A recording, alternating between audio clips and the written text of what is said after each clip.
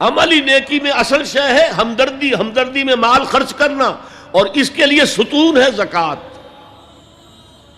کم سے کم یہ 2.5% تو نکالو، بوتل کا کارک تو کھل جائے، پھر اور بھی دو، اور بھی دو، اور بھی دو۔ یہ تو obligatory ہے، یہ تو فرض ہے، یہ تو لازم ہے۔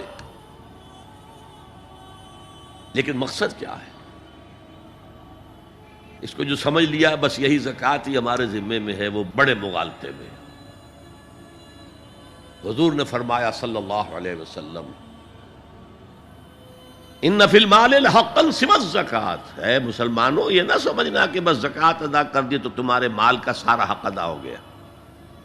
ان فی المال حقا سوى الزکوٰۃ، تمہارے اموال میں حق ہے اللہ کا زکوٰۃ کے علاوہ بھی۔ اور پھر آپ نے یہ آیت پڑھی،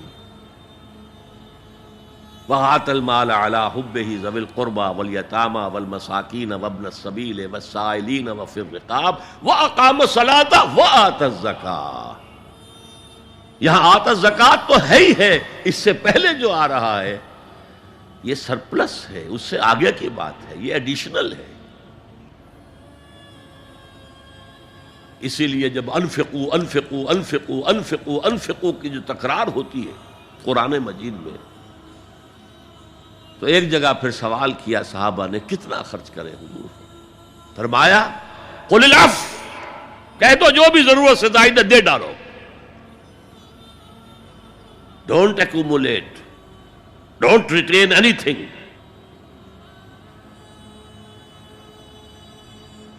ایک بات آپ سے کہوں، آپ کچھ چونک جائیں گے، حضور نے کبھی زکوٰۃ دی؟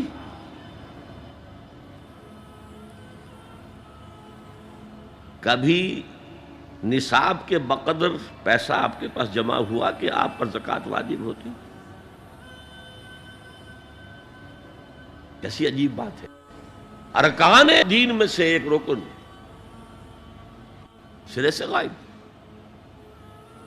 کبھی آپ نے مال رکھا ہی نہیں۔ حضور کا اسوہ ہم جانتے ہیں، مسواک کر لی ہے، پانچے جو ہیں ٹخنے سے اوپر کر لیے ہیں، یہ اسوہ ہے؟ ہاں ہے، یہ بھی ہے، ٹھیک ہے، سنت ہے، اسوہ تو یہ ہے۔ اور صرف آپ کا نہیں، جنہیں ہم کہتے ہیں فقراء صحابہ، ابو ہریرہ، ابو ذر، سلمان فارسی، علی رضی اللہ تعالی عنہم اجمعین، یہ فقراء صحابہ میں سے تھے، کبھی کچھ نہیں رکھا اپنے پاس۔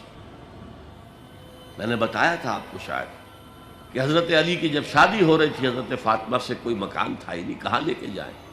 ایک انصاری نے ایک حجرہ دیا ہے اپنے مکان کا، اس میں حضرت فاطمہ ودا ہو کر گئی۔ He didn't have any home۔ ابو ذر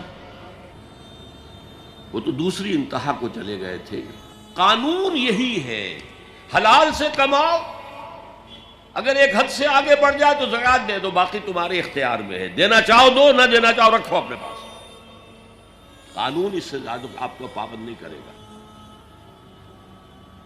کبھی بھی آپ نے جبر نہیں کیا، ایمرجنسی میں بھی جبر نہیں کیا۔ ایک واقعہ آتا ہے کہ حضور کو کئی وقت کا فاقہ تھا، تھوڑی دیر کے بعد حضرت ابو بکر آئے، آپ نے چہرے سے پہچان لیا کہ فاقے سے۔ پھر حضرت عمر آئے، پہچان لیا کہ فاقے سے۔ شاید حضور خود اپنے لیے نہ اٹھتے نہ جاتے، اپنے دونوں ساتھیوں کو لے کر ایک انصاری کے باغ میں پہنچ گئے۔ انصاری کی عید ہو گئی، فوراً لا کر اس نے کچھ کھجوریں، کچھ انگوروں کے گوشے رکھے۔ اس کے بعد وہ دوڑا چھری لے کر کسی جانور کو ذبح کرنے کے لیے۔ یہ ساری تفصیلیں میں کیا بتا رہا ہوں؟ مال یہ نہیں تھا کہ مدینے میں سبھی فاقے سے تھے، موجود تھے جن کے پاس مال تھا، لیکن جبراً آپ نے کسی سے کچھ نہیں لیا۔ جب وہ چھری لے کر چلا، فرمایا دیکھنا کسی دودھ والے جانور کو نہ ذبح کرنا۔ بہرحال کچھ دیر کے بعد وہ گوشت پکا کر لایا، روٹیاں رکھیں۔ اس کے بعد حضور نے ایک روٹی پر چند بوٹیاں رکھ کر کہا یہ عائشہ کو دے آؤ، اسے بھی کئی وقت کا فاقہ ہے۔ اور پھر حضرت عمر کی طرف رخ کر کے کہا عمر یہ ہیں وہ نعمتیں جس کا حساب دینا پڑے گا اللہ کے ہاں۔ وَأَمَّا بِنِعْمَةِ رَبِّكَ فَحَدِّثْ، اور یہ جو فرمایا گیا الہاکم التکاثر میں نعمتوں کا حساب لیا جائے۔ وَلَتُسْأَلُنَّ يَوْمَئِذٍ عَنِ النَّعِيمِ، فرمایا یہ نعمتیں ہیں۔ تو یہ ہے اصل میں انفاق کا معاملہ، آپ کے اس پر چھوڑ دیا گیا ہے۔ جتنا بھی آپ میں جذبہ ہے، جتنا بھی آخرت کا یقین ہے، اتنا ہی آپ پسند کریں گے کہ آخرت کے بینک میں جمع کرائیں، یہاں کے بینکوں میں کیوں جمع کرائیں؟ یہاں کتنا دے دیں گے آپ کو؟ 10%، 20%؟ وہاں 700% ملتا ہے۔ 700% نہیں، 7000، 700 گنا۔ Why to keep it in these banks؟ حضرت مسیح کا جو پہاڑی کا واس بہت مشہور ہے، سرمن آف دا ماؤنٹ، بڑے پیارے الفاظ ہیں۔ میں آپ سے اپنا تاثر عرض کیے بغیر نہیں رہ سکتا۔ جہاں تک مواعظ کا تعلق ہے، جو حضرت مسیح کے مواعظ آئے ہیں ان سے اونچے واعظ کوئی ممکن نہیں۔ اسی میں یہ جملہ بھی ہے، دیکھو اپنا مال زمین پر جمع نہ کرو، جہاں چوری بھی ہوتی ہے ڈاکہ بھی پڑتا ہے، کیڑا بھی خراب کرتا ہے۔ آسمان پر جمع کرو جہاں نہ چوری کا اندیشہ، نہ ڈاکے کا خوف، نہ کیڑا خراب کر سکے۔ اس لیے کہ میں تم سے سچ کہتا ہوں کہ جہاں تمہارا مال ہوگا وہیں تمہارا دل ہوگا۔ مال یہاں ہوگا تو دل اٹکا ہوا ہوگا، اور فرشتے اس طرح گھسیٹ کر کھینچیں گے آپ کی جان کو جیسے کہ سیخ پر سے کباب کھینچا جاتا ہے۔ اور اگر دل وہاں لگا ہوا ہے جس کے لاکھوں کروڑوں ڈالر سوئس بینکس میں جمع ہے، اسے کہا جائے نکل جاؤ پاکستان سے، اسے کوئی تکلیف ہوگی؟ نکل جاؤ فلاں ملک سے، ملک بدل کرتے تمہیں کیا تکلیف؟ میرے بینک کے اندر پیسے ہیں۔ البتہ جس کا باہر کچھ نہ ہو، اسے اگر یہ دی جائے سزا تو اس کی تو جان پر بن جائے گی۔ تو یہ ہے انفاق کا معاملہ۔ اس میں یہ دو جو ہے، ایک قانونی سطح ہے۔ قانونی سطح یہ کہ حلال ذریعہ حرام نہ ہو، سود نہ ہو، جوا نہ ہو، فحاشی کو ذریعہ نہ بنایا جائے، منشیات کو ذریعہ نہ بنایا جائے کمائی کا۔ اور جو بھی آپ کے پاس ہے، آپ نصاب کی سطح کے اوپر آ گئے تو 2.5% زکوٰۃ دے دو۔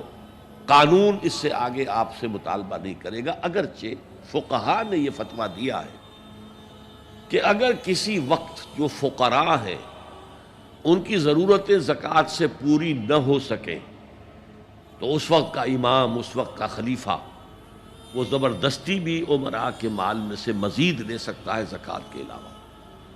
لیکن کمال یہ ہے محمد رسول اللہ صلی اللہ علیہ وسلم کا کہ نہایت جان گسل تحریک جو تھی، انقلابی تحریک، اس میں بھی کبھی آپ نے جبر سے کام نہیں لیا۔ یہ آپ کے چوائس پر ہے۔ البتہ ایک معیار مقرر کر دیا، جیسے حضرت ابو بکر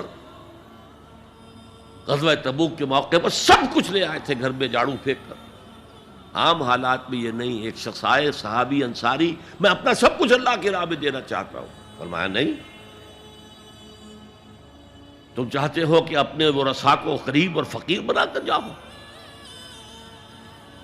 اس نے کہا اچھا میں آدھا نہیں، آدھا بھی بہت ہے۔ فرمایا تہائی دیتا ہوں؟ فرمایا ہاں تہائی کافی ہے۔ وَالثُلُثُ کثیر، اور ثلث بھی بہت ہے۔ اور یہی قانون ہے وراثت کا، آپ ثلث سے زیادہ، 1/3 سے زیادہ کی وصیت نہیں کر سکتے۔ 2/3 مال جو ہے کم سے کم وہ صرف قانون وراثت کے مطابق تقسیم ہو، اور کسی وارث کے لیے وصیت نہیں کر سکتے۔ ایک بیٹے کو اس کا حصہ بھی مل جائے اور پھر مزید جو ہے وصیت نہیں، وارث کے لیے لا وصیت لوارث۔ تو یہ ہے زکوٰۃ، در حقیقت اس جذبہ انفاق کو سپورٹ دینے والی شے. کم سے کم یہ تو دو. بوتل کا کارک کھل جائے گا تو مزید بھی نکل آئے گا اس میں سے. وآت المال على حبه ذوي القربى واليتامى والمساكين وابن السبيل والسائلين وفي الرقاب وأقام الصلاة وآتى الزكاة.